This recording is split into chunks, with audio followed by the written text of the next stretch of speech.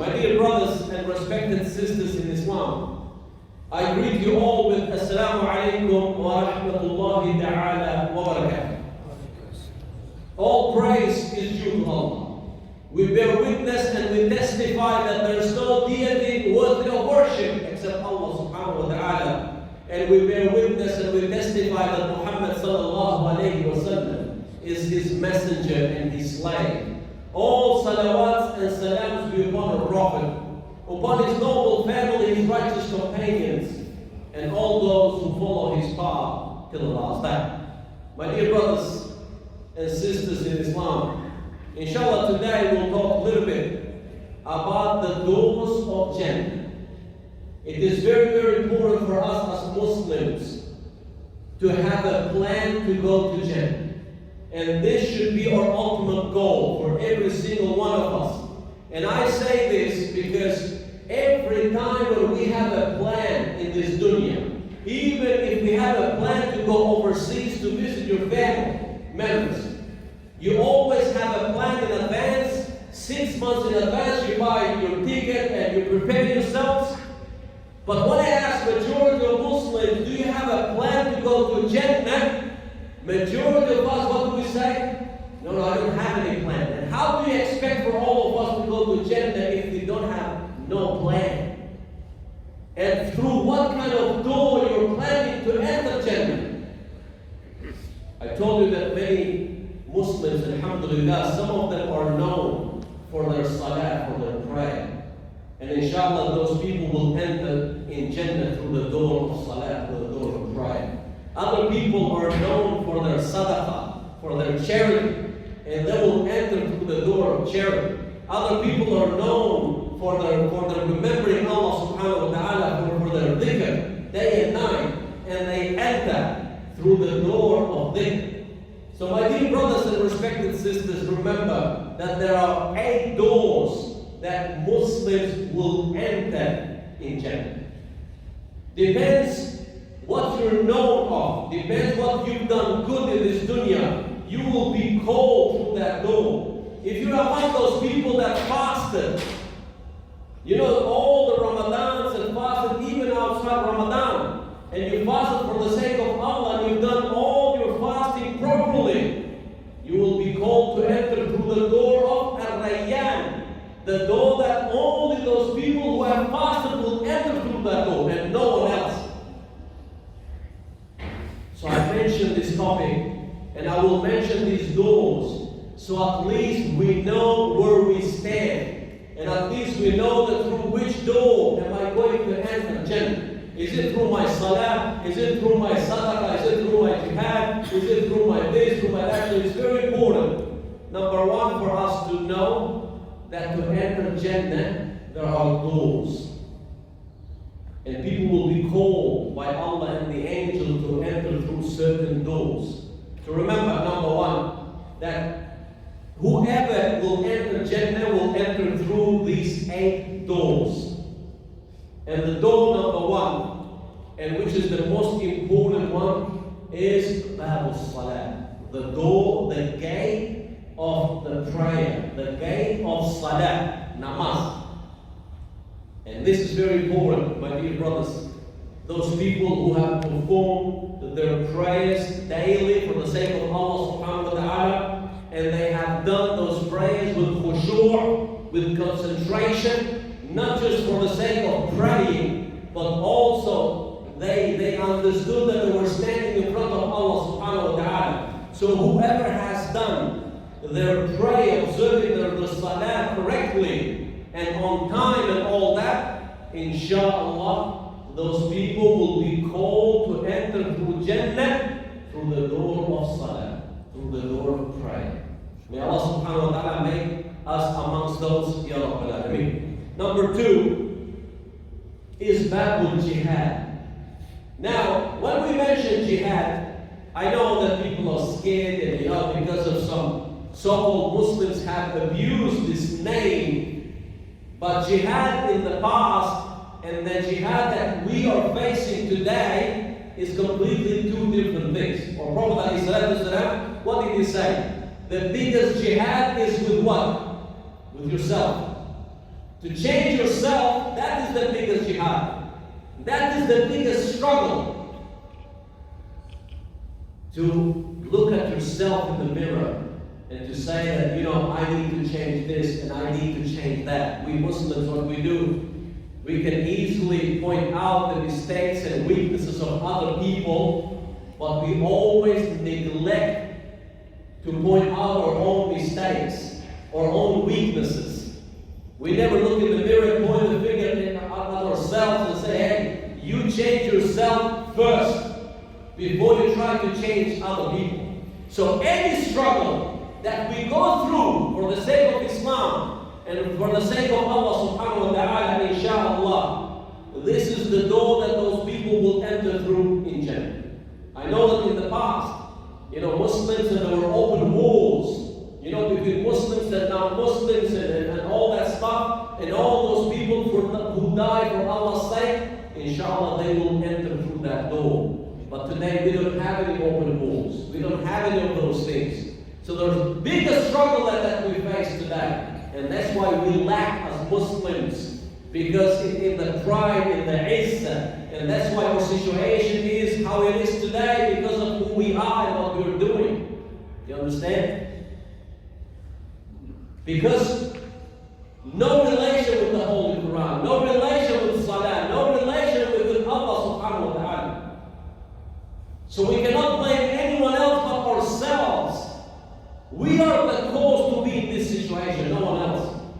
It's easily to blame non-Muslims and easily to blame this country or that country. No. Wallahi, we should blame ourselves, no one else. We are the ones to be blamed. Just look at the situation of Muslim Ummah today. Just look at the situation of Muslim leaders today in Muslim countries, where they spend their money and what they do. And you can easily understand the situation that we are in.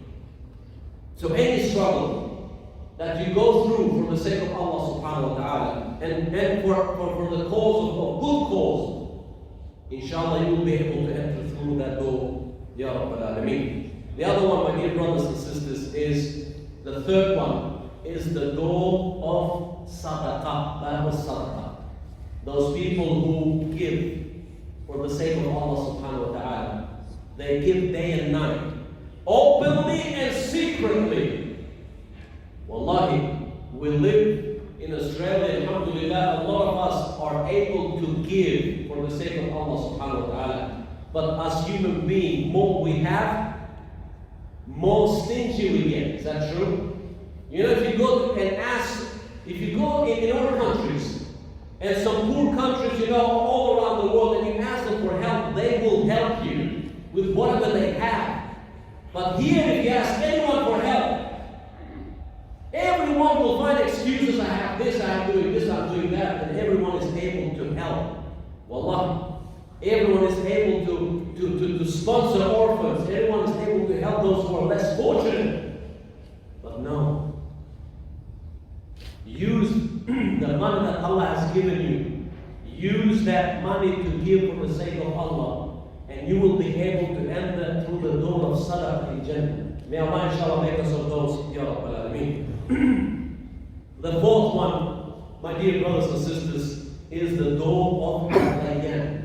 We talked about this during the holy month of Ramadan, if you remember. Those people who have fasted solely for the sake of Allah, and they tried to perfect their fasting, and they didn't fast just because they stay away, they abstain from water and food, but they fast with all their limbs, with all their body, and they also, even with their thoughts, they were trying to fast only for the sake of Allah subhanahu wa ta'ala. And those people will be able to enter through the door of Al-Rayyan in Jannah.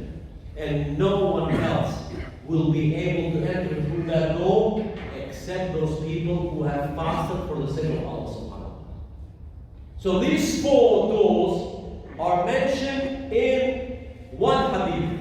So we know for sure that these are the four doors. When it comes to the other four, there is some disagreement among the scholars. Is this door or is that door? It's not really important. But the important for us to strive and to have a plan and to go to Jannah. Whether we go through the door of salah, or through the door of sadaqah, or through the door of this, it doesn't really matter. What it matters is for you and me to have a plan, my dear brothers and sisters. And number 5 is Babul Hajj. You know, all those people who perform Hajj for the sake of Allah subhanahu wa ta'ala. Because even performing Hajj is not an easy thing. It's a struggle. It teaches you patience. And you know, you see a lot of things, go through a lot of things. May Allah accept all those people who went to Hajj. May Allah accept their Hajj, Ya Rabbal Alameen. And you know, some people go to Hajj nowadays, and even Umrah and whatever, and all they do is every single moment is they take selfies when they're inside the Hajj, they take selfies when they're in Ihram, they take selfies. Wallahi, I fear for us Muslims and our intention these days. Because nothing is for Allah anymore.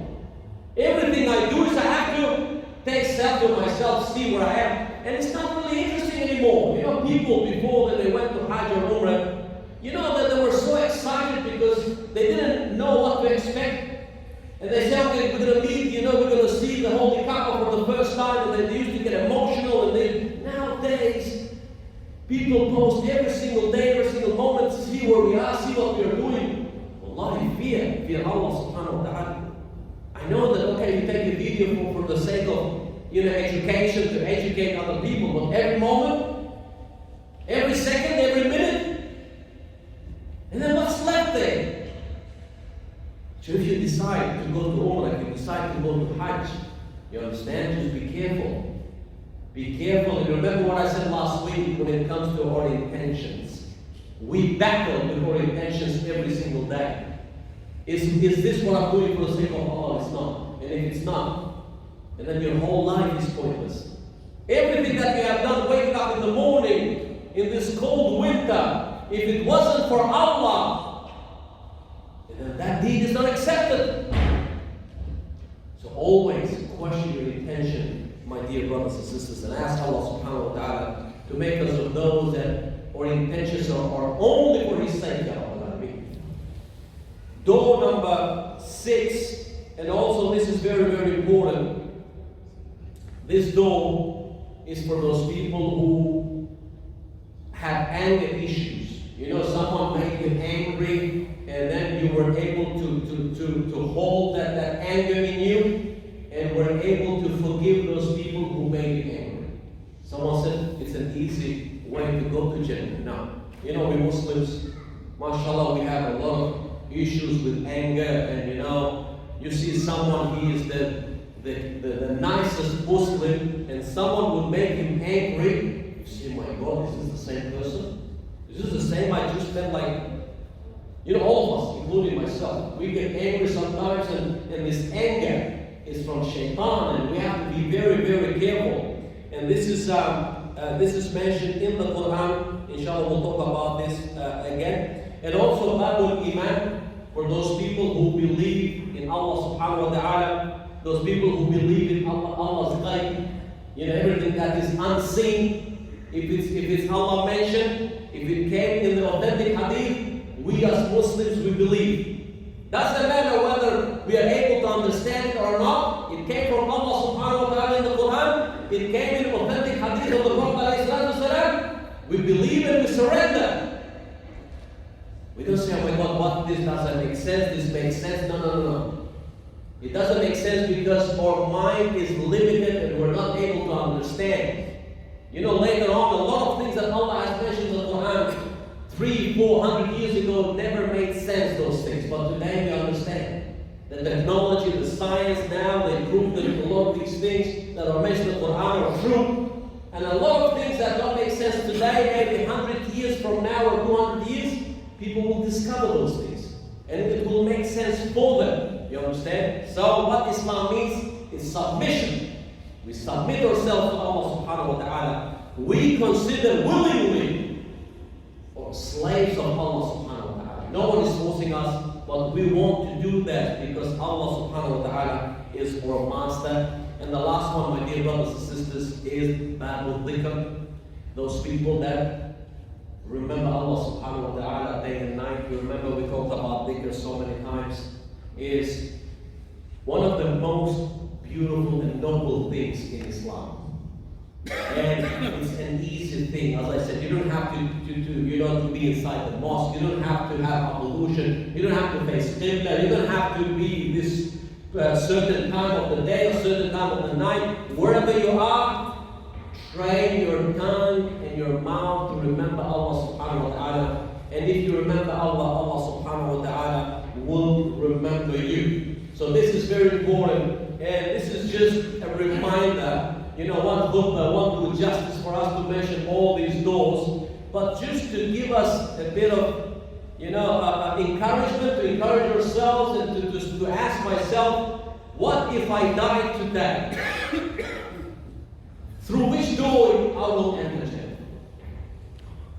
If I check my salah, my prayer, I feel that, my salah is not always good, sometimes I pray, sometimes I don't pray, sometimes I don't wake up, sometimes I miss whole day, whole week, whole month.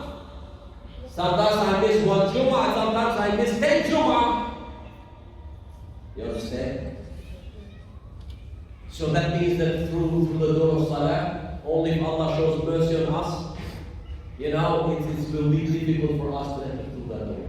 If it's not Salah, then what it is? Is it Sadaqah? Am I known in the community? Am I known to Allah that I am someone who gives for the sake of Allah? You don't have to answer. I don't have to answer to you. You have to answer to me. Allah knows what's in my heart and what's in your heart. If it's not sadaqah, if it's not jihad, how about your fasting? How was your fasting? How is your fasting? Mashallah, I fasted very good, but after Ramadan is finished, I went back to my old habits.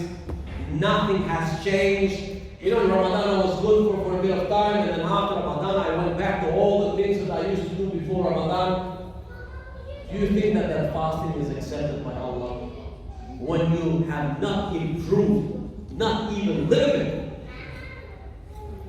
So fasting even is out. Are you among those people that when others make you angry, you don't let it out, and you don't swear, and you don't use foul language, and you're able to forgive other people? Are you among those people? Are you among those people that do dhikr, that remember Allah subhanahu wa ta'ala? So it's very important, my dear brothers and sisters. But I want to mention one thing to you. This is a good news, inshallah, for all of us, all Muslims, wherever they are. Our Prophet ﷺ, he said, if you're among these people that believe in these things, you will be able to enter Jannah through any of these doors that I have mentioned. Allah. Who are those people? من قال أشهد أن لا إله إلا الله وحده لا شريك له. Number one, whoever believes in Allah and there is no partners. So not associating any partners with Allah subhanahu wa ta'ala, we believe in Allah and Allah alone.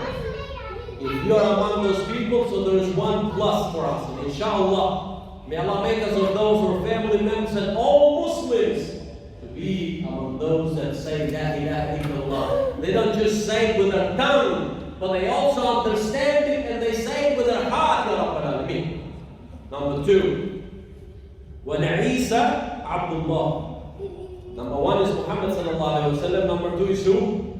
Also to believe in Jesus, Isa alayhi salam, that he is also the son of the slave of Allah subhanahu wa ta'ala. Jesus, son of Mary, son of Mary. And that is very important. Why? Because even we have I have met some Christians, back home and even here, that they actually don't believe that Jesus is son of God or God, but they also believe in Muhammad sallallahu alaihi wasallam. So in Islam, remember, it doesn't make you a Muslim to say, I'm a Muslim. As long as in your heart you believe that Allah is the one and only, and you believe in Muhammad sallallahu alaihi wasallam as his messenger in his life, and also you don't believe that Jesus is son of God or God, may Allah protect us, you're automatically a Muslim. You don't have to say, you don't have to have a Muslim name to be a Muslim. You understand that? And all those people who believe in, may Allah inshallah guide all of them, Ya Rabbal Alameen. And also, if you believe that paradise, Jannah is haq, that Jannah is true, and if you believe that hellfire, Jahannam is true, and also, if you believe any of these things, and why, wallah, it's an amazing hadith, why Prophet ﷺ mentioned Jannah and Jahannam to be true? How many Muslims I have seen, and I'm sure you have seen some Muslims like this as well. They say, we believe in Allah, but there's Jannah and Jahannam, no one came back from there. When I die, you just throw me whatever because we don't feel anything. So they believe in Allah, but when it comes to the Yawm al-Akhir, the last day, or when it comes to Jannah and Jahannam, they lack in that belief. We have, may Allah guide all of us, Ya Rabbal Alameen. I have seen a lot of people, there are Muslims, some of them might even fast and pray, but when it comes to the things that are unseen, to the things that will happen, they struggle to believe in it. So if you're among those people, among those Muslims, my dear brothers and sisters, that believe that there is only one God, Allah subhanahu wa ta'ala, and Prophet Muhammad alayhi salatu wasalam and Prophet Jesus are his prophets, and you believe that Jannah is haq, and you believe that Jahannam is haq, you will be able to enter Jannah through any door of these doors that I have mentioned today. May Allah make us of those, Ya Rabbal Alameen. May Allah make us of those that we have a plan to go to Jannah, Ya Rabbal Alameen. May Allah make us of those that any good deeds that we do it only for His sake, Ya Rabbal Alameen. May Allah make us of those that we are able to feed ourselves and our families with halal and to stay away from haram, Ya Rabbal Alameen. May Allah make us of those that we love, we respect, we advise one another only for His sake, Ya Rabbal Alameen. May Allah make us of those that we love Him and His Prophet more than anything else, Ya Rabbal Alameen. May Allah make us of those that will be able to drink from the house of the Prophet on the Day of Judgment, Ya Rabbal Alameen. May Allah make us of those that we will be able to enter Jannah with our Prophet sallallahu alayhi wa sallam, Ya Rabbal Alameen. And may Allah make us of those that will be the neighbors of the Prophet in Jannah, Ya Rabbal Alameen. Oh Allah, make us of those that will be a reason for other people to get closer to Islam, Ya Rabbal Alameen. Oh Allah, guide us and our family members and all Muslims wherever they are, Ya Rabbal Alameen. Oh Allah, all those Muslims that are struggling wherever they are, oh Allah, be with them and help them, Ya Rabbal Alameen. Oh Allah, make us of those that will be able to help those people who are less fortunate, Ya Rabbal Alameen. If you're not able to help them, make us of those that will be able to mention in our du'as, Ya Rabbal Alameen. وقولوا قولي هذا واستغفر الله لي ولكم فاستغفروه سيستغفر الله إنه هو الغفور الرحيم.